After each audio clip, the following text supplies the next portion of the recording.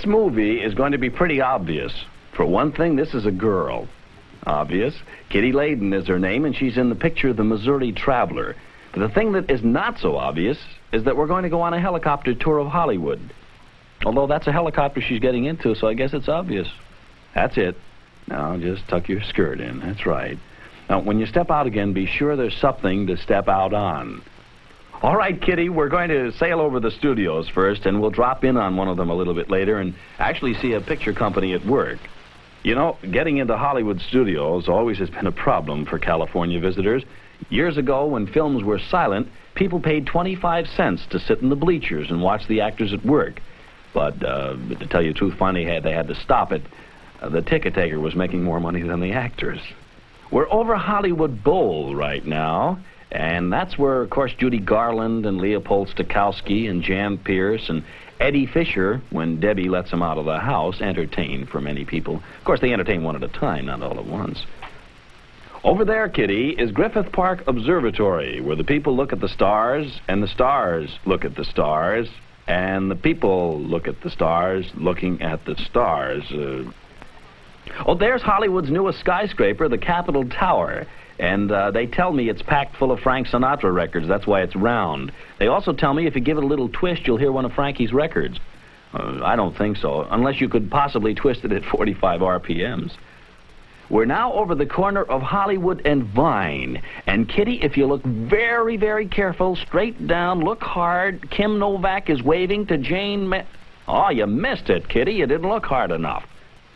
Columbia Studios, scene of many Rita Hayworth hits. Below is Paramount. Looks like a parking lot.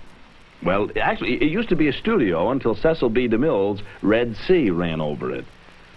Kitty, that's Grauman's Chinese Theater. It's where you can see the footprints of all the great stars. And who knows, maybe someday you too will be standing in a bucket of wet cement in that lobby. And you're seeing it from way up here. 20th Century Fox Studios. See that thing that looks like a piano top?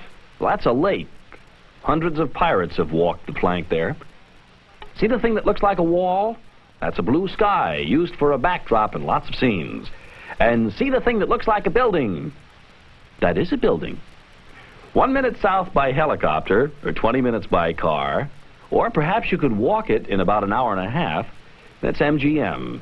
This studio has lots of stages, a giant back lot, metropolitan street sets, and MGM's own private lake. And it's been said that Wallace Beery and Montgomery Clift and Clark Gable and even Lana Turner have become old salts on that lake. Of course, Lana Turner may not be an old salt, but she sure has a nice shaker.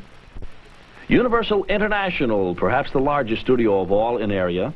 This is where they made Abbott and Costello Meet Frankenstein and scared lots of people.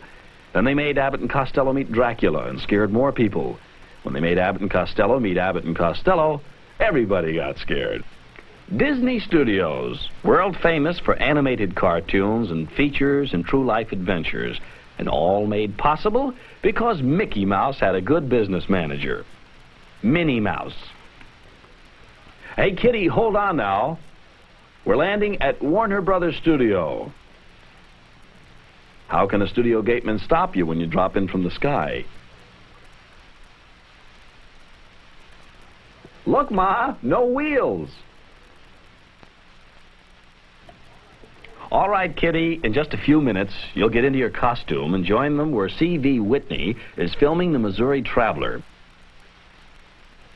Hey, there's Brandon DeWilde, who plays the title role. And here's Mary Hosford, co-starring in her first picture. And romantic Gary Merrill. You're now looking at your idol, Lee Marvin. And that's funny man Paul Ford. Recognize him? That's right, he's the colonel on Phil Silver Sergeant Bilko.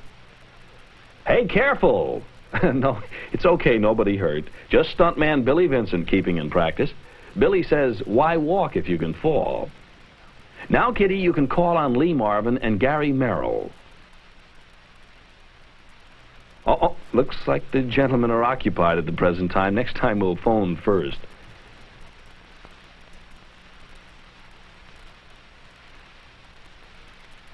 Here's one of the big romantic moments from The Missouri Traveler. Mary Hosford has just melted toward rugged Lee Marvin.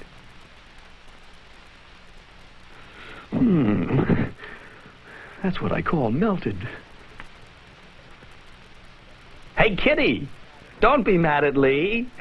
He can't be kissing you, Kitty. Mary's the star. It's in the script. Kitty, come back. Kitty, come back. Oh, well, that's a Missouri Traveler for you.